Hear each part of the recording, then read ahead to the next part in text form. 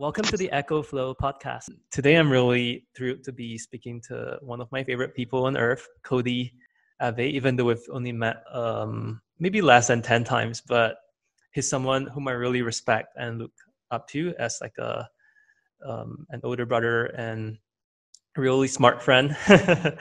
Cody is one of the project managers at the Rural Education Action Program, REAP, which is a collaborative research organization by Stanford University that aims to narrow the urban-rural gap in China by identifying and solving rural China's education and health problems.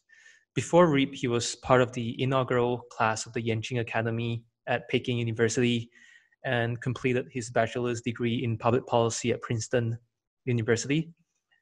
And with a long-held interest in education equity, he previously earned a teaching license in Mandarin Chinese and took part in a Princeton Asia Fellowship. So I'm going to share a short video of Cody's valedictorian speech for Yanqing Academy back in 2017. And you'd be really surprised at his level of Mandarin Chinese. Like, he speaks really good Chinese with a Beijing qiang.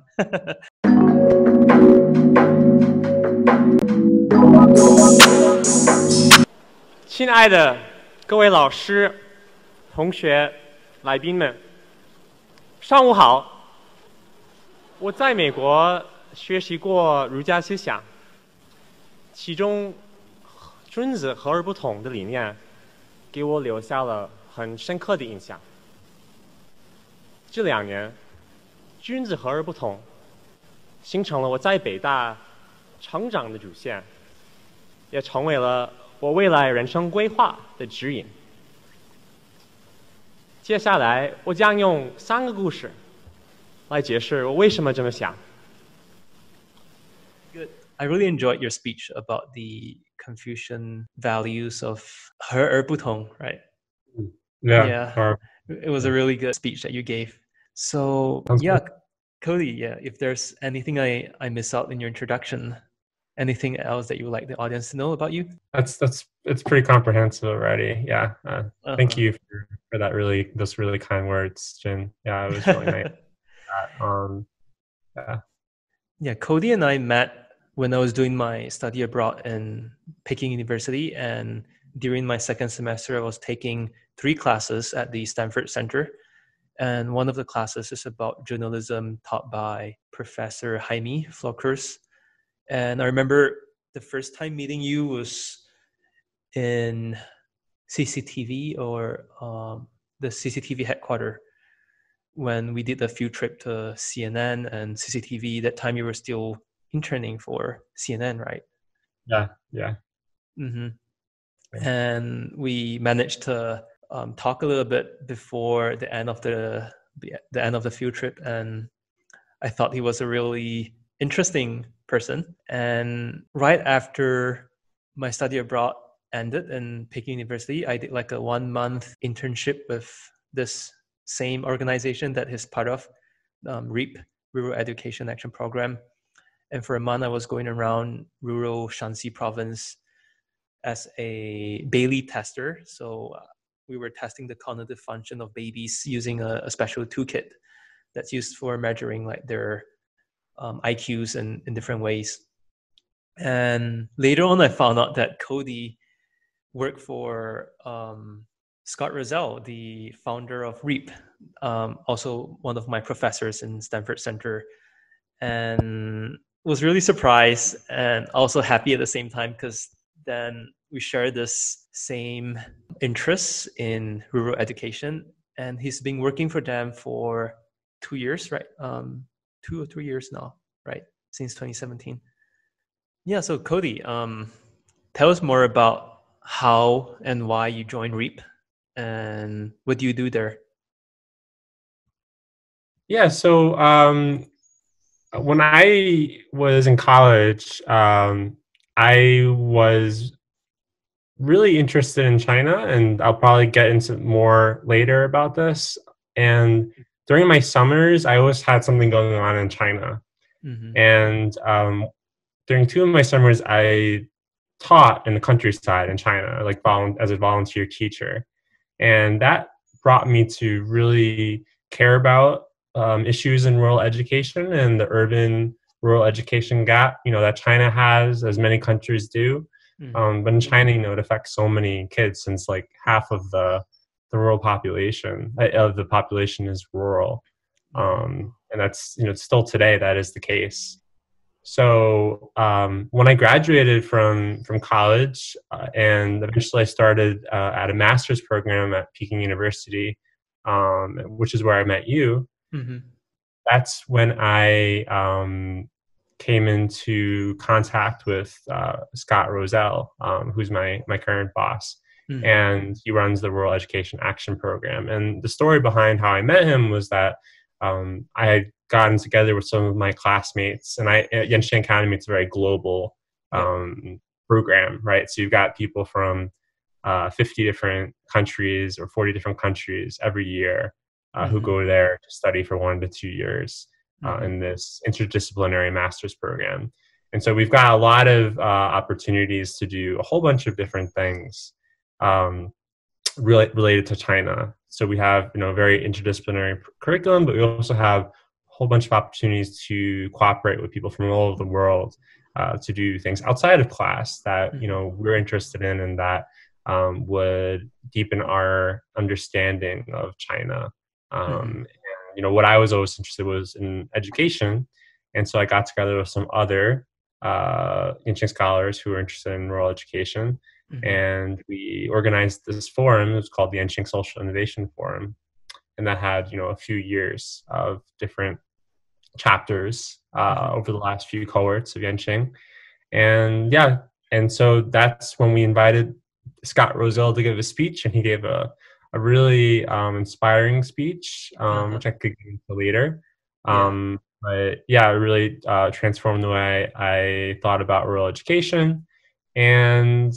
But then there was like a 6-month period after I met him during that conference that we organized, which we hadn't contacted at all. And then 6 months later, I met him in a Starbucks, and it was not, arranged. It was just he was going to buy coffee beans, and I was there to buy a drink, and that's where we met again before I graduated Yenching. And then he offered me a job because I told him I wasn't sure what I was doing after that. And it was pretty serendipitous, how I started working at REIT. Yeah. And as far as what I do at REIT, I didn't get to go into that. Would you like me to go into that? Sure, you can go into it. But sure.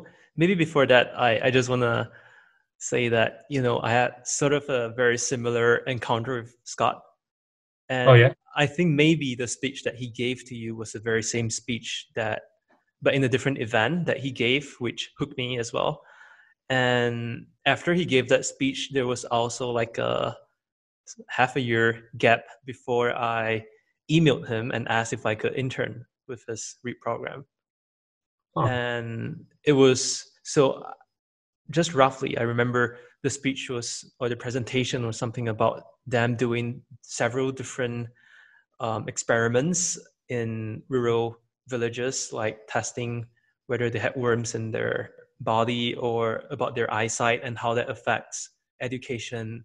And when he finally got to the conclusion of what really impacts rural education most, it was actually parenting, the way grandparents or the caretakers took care of the kids. Like they lack a sort of intellectual stimulation, which contributes to later a widening gap between them and the city kids, because most of our IQs are formed hypothetically by the age of 3, right? 1,000 days. And like I was so inspired after the talk about how this one American guy got so interested in rural education and is doing so much for the Chinese people. And I just like wrote it down on my iPod at that time, all the points that I thought were important. And 3 months later, or maybe 4 months later, I met one of your Yenching cohort students. Her name is Danet Gall. Yeah, I know her. Yeah, and so then we were sitting in the Guanghua cafe, and she was telling me about her work like in AI research, and she was also working for Alibaba, I think, at that time. And she was telling me like, Jin, you should actually start finding the things that you're interested in and start pursuing them. And I only have like one more semester in Peking at that time, and she said like, you should make the most use out of it. And she asked me like, what's your most passionate field in life? And I said education. And she said, so maybe you should start finding things related to education in China that you could be part of or that you could join. And so I went back home, and the first thing that came to mind was this REAP thing. And I emailed Scott Rizal, and he was like, come and take my class in the Stanford Center a week from now. It's the first class. And I was like, huh, there's a Stanford Center in Peking? And so I went there a week later, and he said, if you, after taking a semester of this class that he was teaching about social economic, something about the relations between the social, economic, and history of Chinese economics or something. But it was mainly about, the history of China and how it became today's China as it is. And then at the last class, he gave the very same presentation that he gave 6 months ago. And I told him, yes, I would like to join the REAP internship. So then I joined the 1 month thing after I graduated from Peking. So it was sort of a similar encounter, and I had very fond memories of taking the class in Stanford with Professor Rizal.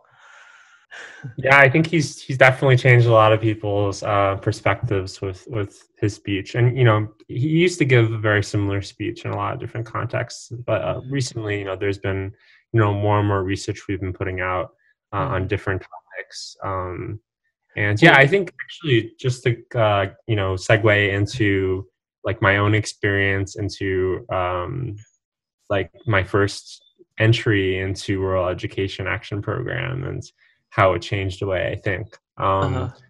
So I think early childhood development, which is what he also talked about in the speech he gave at Peking University for us at Yanqing. He my first job at Rural Education Action Program was actually to work in Xi'an on ECD, on early childhood development research. And I remember getting there, and I knew nothing about early childhood development besides what I had heard in his speech, and then a few papers I had read to familiarize with myself with the basics.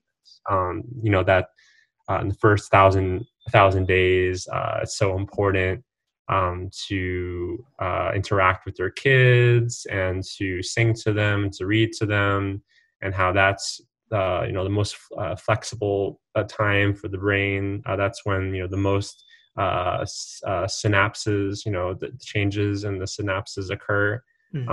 So for me, I think it was definitely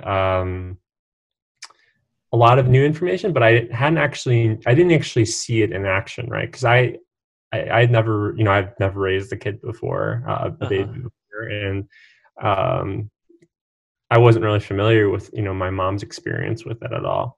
So when I went to Xi'an, the first day I got there, or the second day, I think it was the day of actually, I got to the apartment that I was going to stay in, and that day the team was going to leave for the parenting centers that we have in southern Shaanxi, and we had all worked with a university in Shaanxi to establish those centers. And essentially, what they are in each village or township, depending on the size of the center, there are parenting trainers, and they welcome anyone in the area to go there for free, to bring their 0 to 3-year-old toddler there to learn how to engage with them. So it's not like a daycare, right?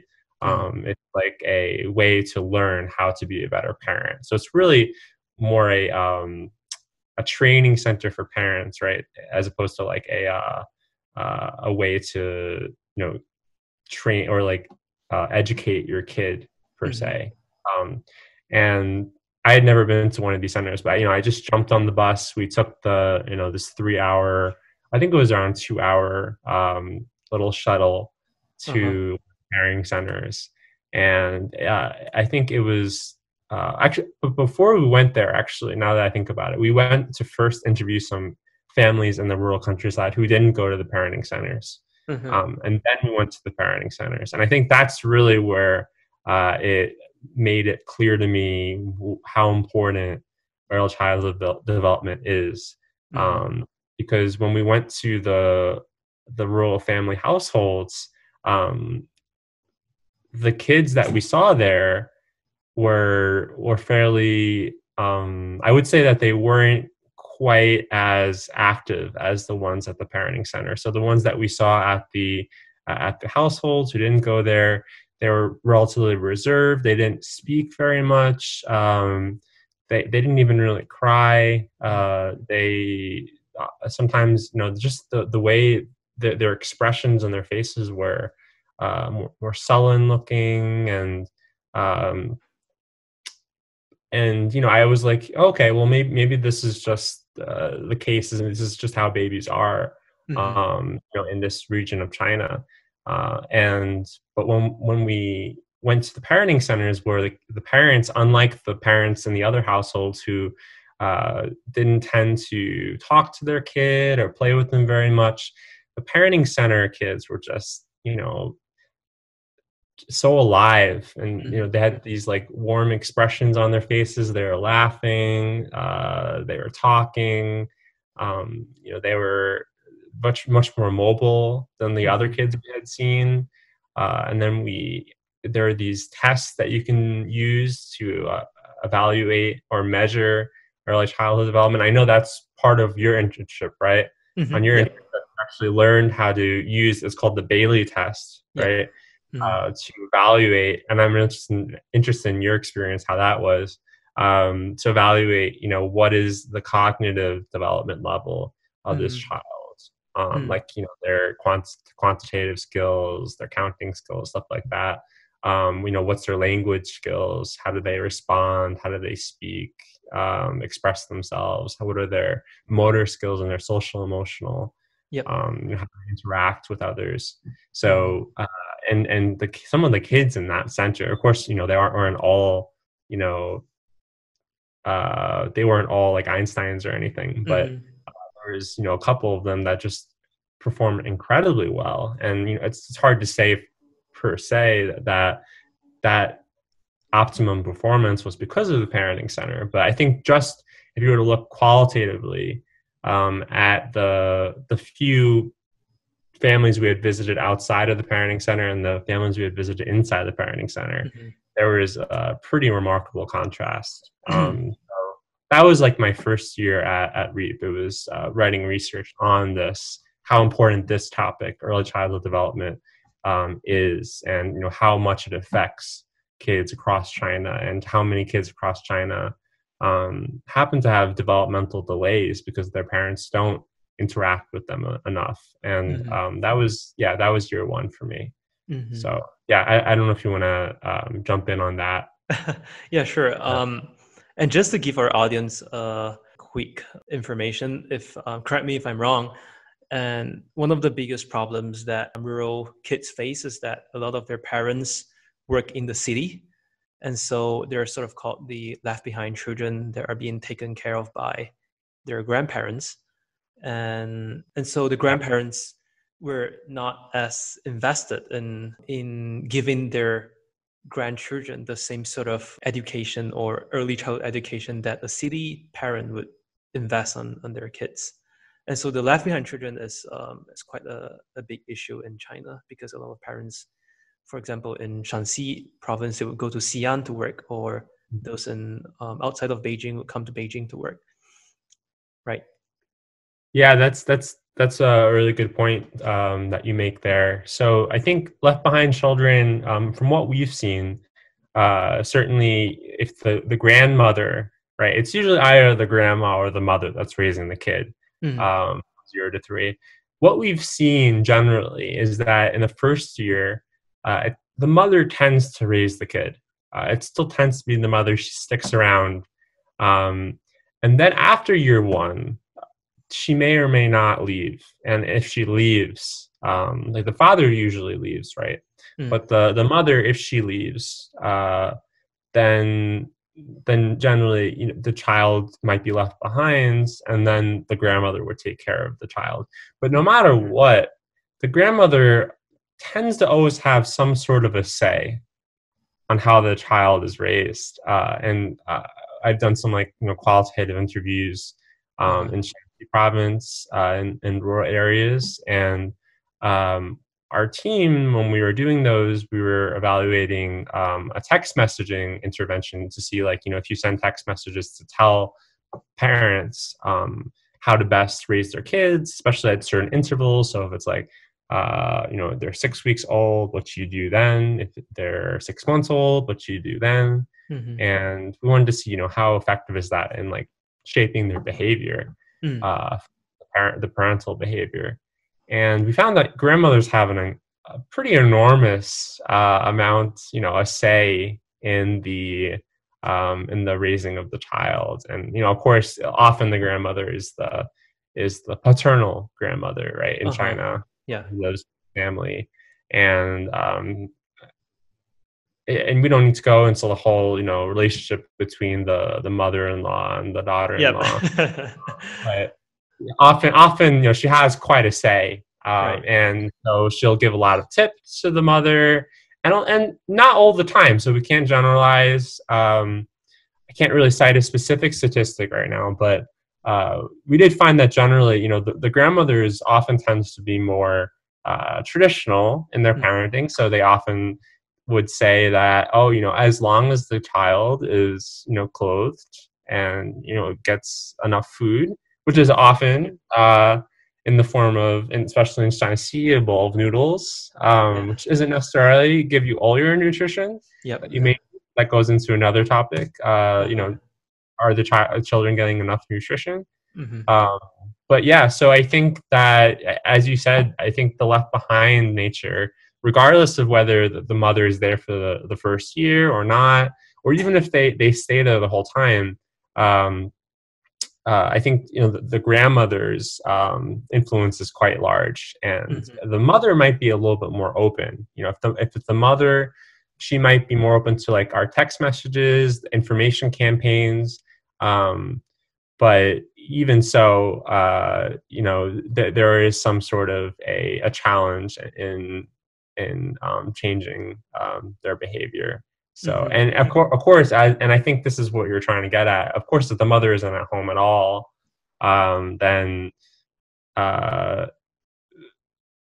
it's up to the grandmother to engage in that parenting. And the grandmothers often don't even have, you know, cell phones, right? So they won't have access to, you know, the latest, you know, updates on how to parent their kid. That they won't really. They'll just use, you know, the ways that their mothers taught them, which is natural, and you can't blame them for that. Has this changed over the past 3 years? Because it's been 3 years now since I last did the internship, and you know, at that time, my experience was sort of the opposite of yours, because we first went to the center, one of the centers that they have already established in Shanxi, and so it was sort of a trial for us to test our baby testing skills on kids who's undergone the intervention, and so we found out that their scores are relatively high. And then we went to a real village that has yet to establish a center, but that they're looking at intervening and building a center for them. And then we found out that, gosh, like, the comparison is just so stark. So it was sort of, we had the same sort of surprise, but in the opposite sequence. And so during that time when we went around testing the IQs of babies and doing the questionnaire, we were assigned to ask the grandmothers or the caretakers whether they read books to their babies or whether they sang or played games with them. And a lot of them look at us like, huh? Like, why would I do this? And at that time, some of them are still using really basic phones, and so I'm not sure if this has changed over the past 2 years. Yeah. For the grandmothers, they're using basic phones. Is that what you're saying, or for the parents? Just the caretakers in general. I'm sure the grandparents, the parents these days should have access to at least like Huawei or a smartphone, right? But what about the grandparents or caretakers?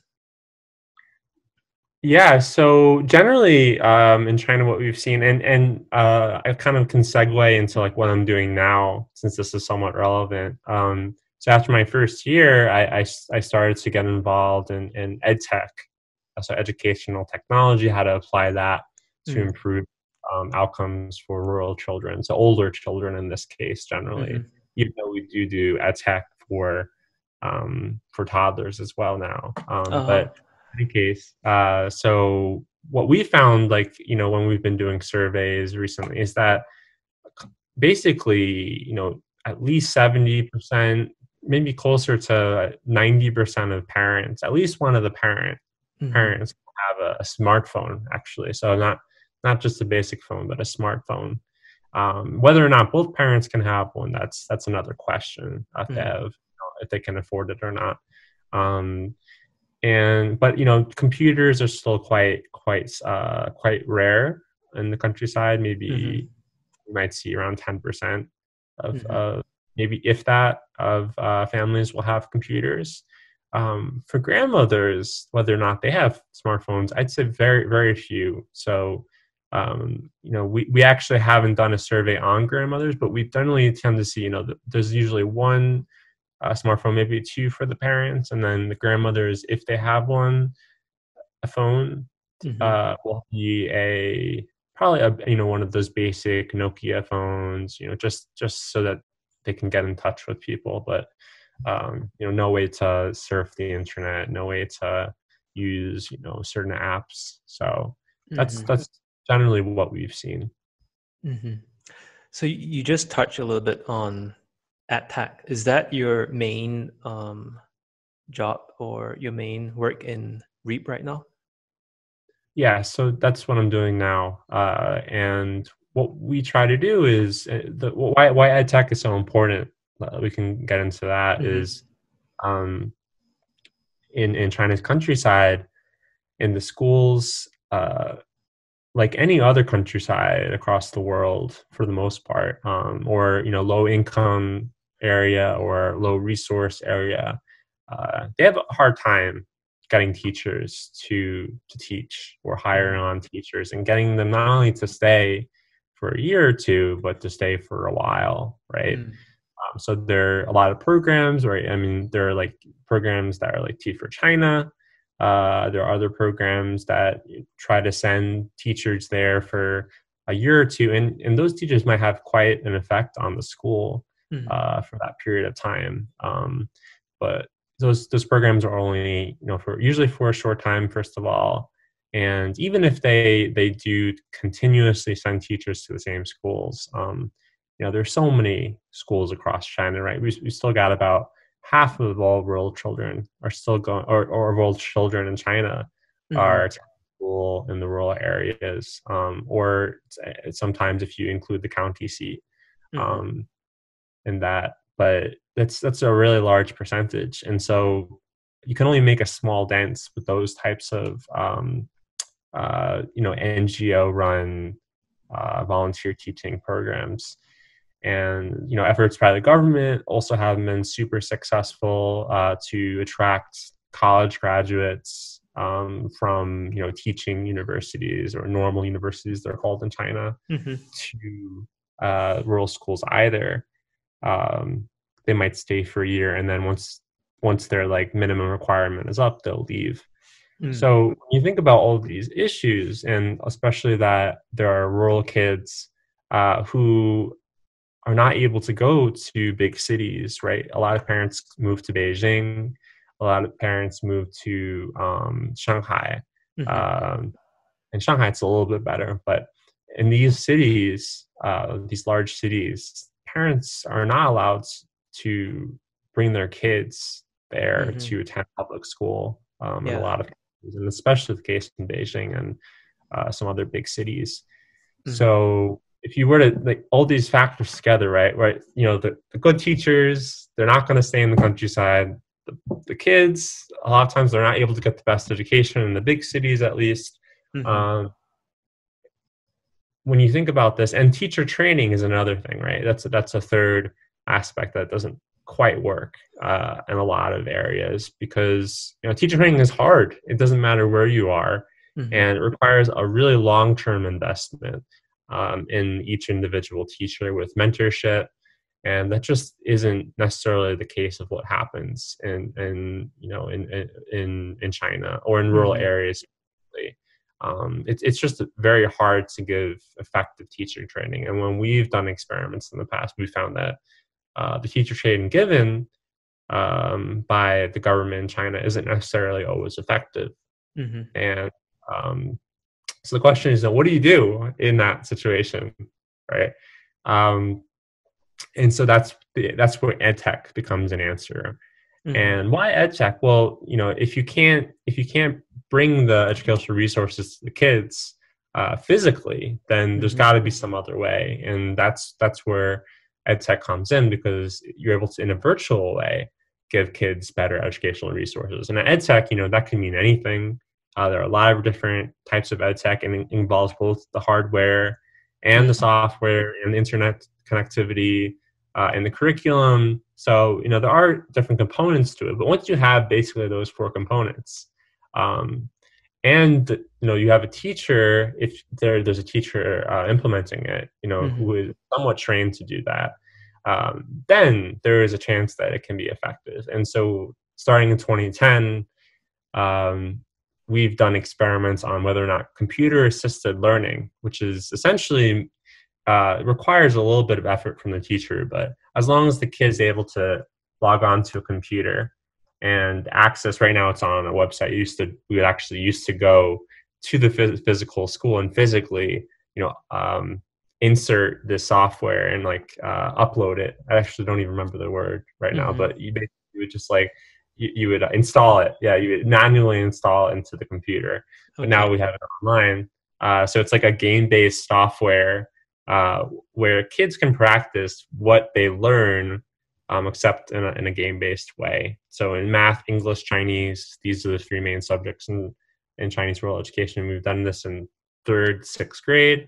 And we find that if they do this 1 to 2 times per week for like half an hour at a time over a semester or a year, it has an effect. It has a significant impact, statistically speaking, on their grades in those subjects. So because we've been able to do that, we're thinking, okay, well, that's effective. Well, maybe there are other ways of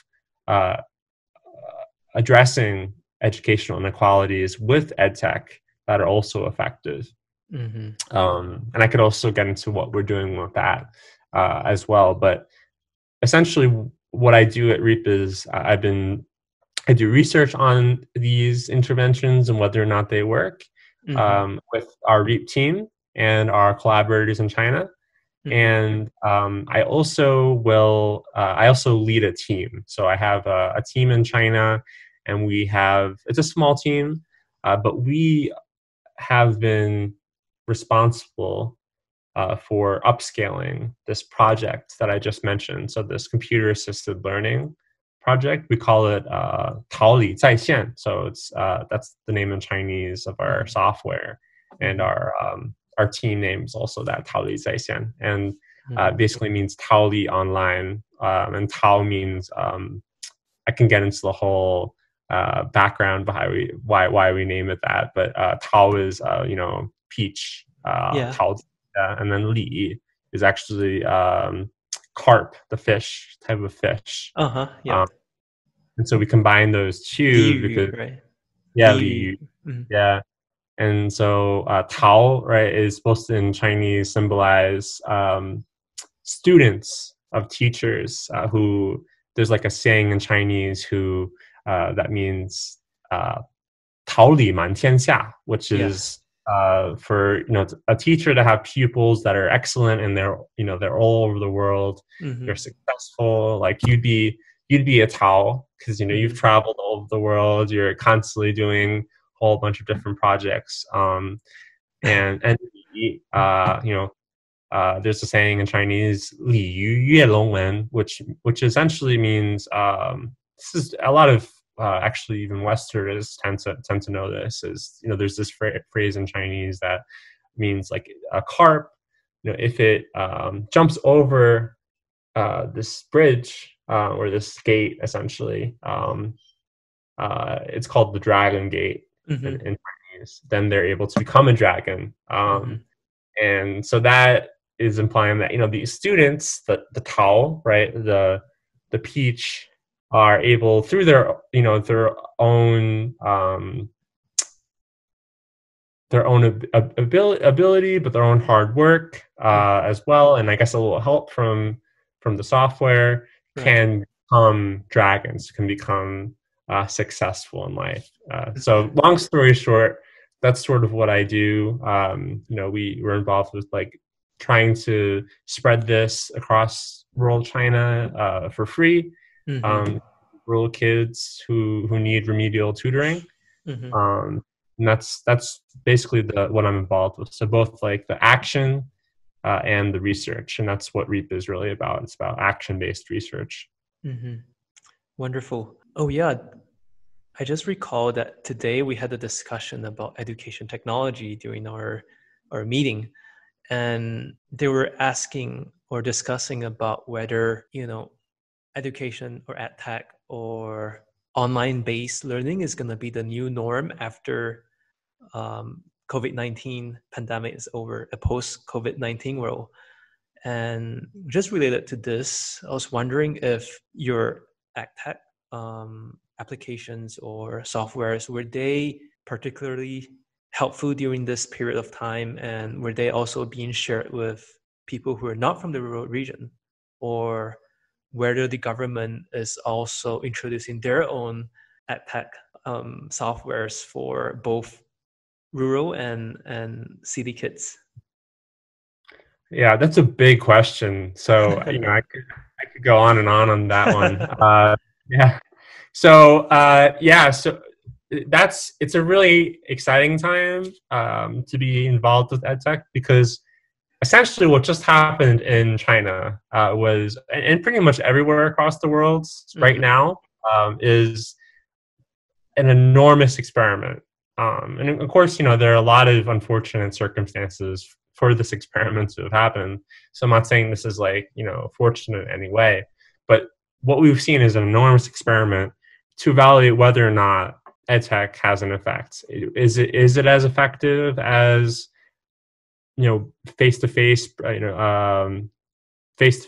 education? It's what we normally call it, or traditional education, or are there a lot of issues that need to be dealt with? And what we've seen, everyone in rural China and in urban China, so virtually every school we found, because we did an experiment, by the way, or we collected some data during spring over a 3-month period about whether or not kids were engaging in online education. How were they engaging in online education? How did the schools organize it? We had a whole bunch of questions related to this, and also other aspects of COVID-19's effect on rural areas. And what we found was everyone was involved in online education. All rural schools were supposed to organize in some aspect, or rural school districts at least. Sometimes it was the school district that organized it, sometimes it was the school itself. Sometimes the student would see their teacher, their personal teacher, over video chat. Sometimes they would see a teacher they didn't know, so it might have been another teacher in the school district, or maybe even a private teacher, at a company.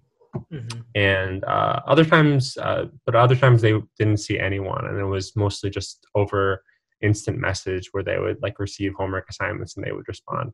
But in any case, we found that everyone was doing online education in some way. Yeah. What we wanted to know was how effective was that, and we haven't been able to create an actual standardized tests, for instance, to evaluate, oh, what was their baseline score? What was their endline score? That's how we usually evaluate, is something effective or not? Or is it as effective as something else? That's usually what a randomized control trial to test if something is effective or not is done, right? You have a control group and a treatment group. But in this case, we didn't have any of that. Everyone was doing online education. Right. But we found that everyone was doing it, except that there are also lots of problems. And some of the problems, right? One was hardware or internet connectivity. We found that very few kids have computers at home in rural areas. So the vast majority of kids were using smartphones. And there's a few problems with smartphones, right? One is that it's super inconvenient, right? Imagine doing all your homework on a super small screen. It's just not, it's not feasible. Right. Two is that there's only one phone per family, or maybe at most two. Now, if you have more than one kid, which a lot of rural families tend to have, more than one kid, that's a problem, right? And how do you arrange that? And especially when a lot of parents, in March started to go back to work in the cities, since so many rural parents work in the cities. What do you really do in that situation, right? So then you have your phone with you, unless you decide to stay home with your kid so that they can continue their online education. Well, then that means that you're going to have a hit to your family's income. So a lot of families, I think, experience this sort of dilemma. What should they do? Need their phone, they need to bring it to work, but their kid needs it to study. So that was a big problem. Other problems, right? Parental support, parental guidance. Were the parents monitoring the kids to make sure they're on task or not? Rural parents tend to not do that as much, right? For a variety of reasons. So that was also another big issue. And teachers, there are problems on the teacher side too. The teachers weren't experienced with using educational technology. They had never done it before. They experienced, internet connectivity problems as well. There were so many various issues that were experienced. So we were guessing that there was a fairly large amount of loss in terms of how much learning gains during that 3 or 4 month period. But right now we're still trying to figure out how large that loss was.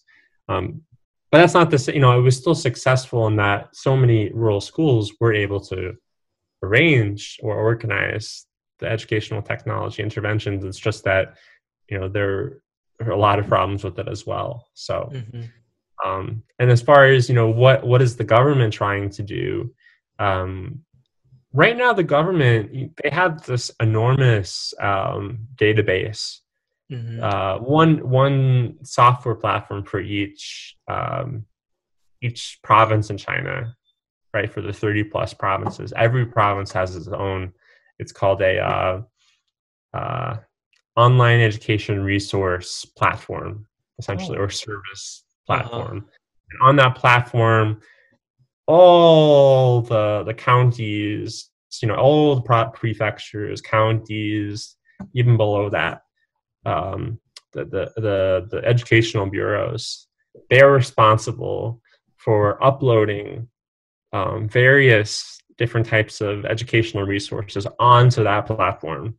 So you've got teachers, you've got principals, you've got educational bureau researchers who are uploading videos, PowerPoints. You've got probably a lot of different question banks, all on this platform for all of the various curricula in China.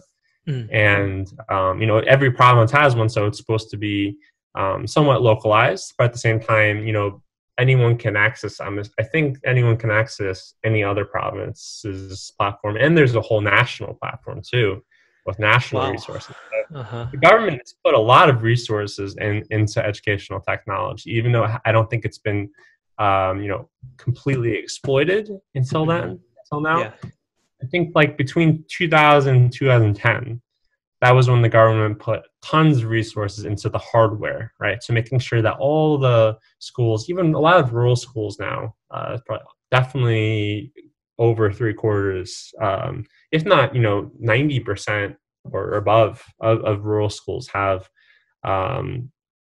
computer labs for their kids. So that's internet connectivity is fairly common in rural schools. But until like around 2010, there wasn't a whole lot of software, right? There wasn't any curriculum that the kids could use, take advantage of this hardware. And so the government's put a lot of resource into that.